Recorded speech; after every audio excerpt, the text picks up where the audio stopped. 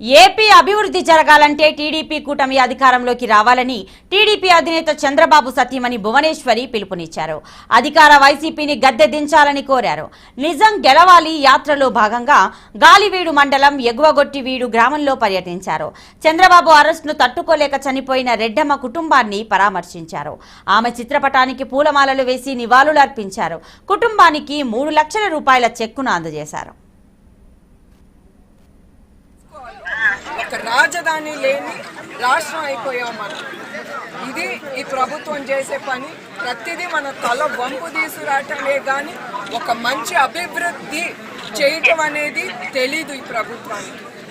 అట్లానే మహిళలకి 3 gas cylinder free అన్నారు.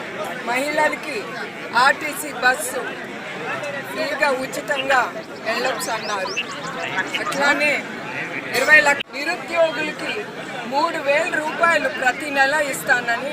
అట్లానే మీరు ఆయన తెచ్చే పథకాలు మీకు తెలుసు. ప్రతి ఆడపిల్లకి 15 ఏళ్ళు వస్తే 1500 బ్యాంక్లో ఆ పిల్లకి బ్యాంక్ అకౌంట్లోకి వెళ్తుంది. తర్వాత రెండోది ప్రతి కుటుంబంకి ప్రతి బిడ్డకి 15,000. తర్వాత రైతన్నకి 20,000 పెట్టుబడికి సబ్సిడీ కింద ఇస్తారు.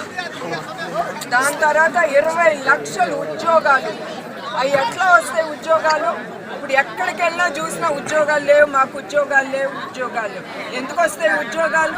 ఒక పరిశ్రమ కూడా తీసుకురాలేని ప్రభుత్వం ఉద్యోగాలు ఎక్కడి నుంచి తీసుకొస్తుంది? డబ్బులు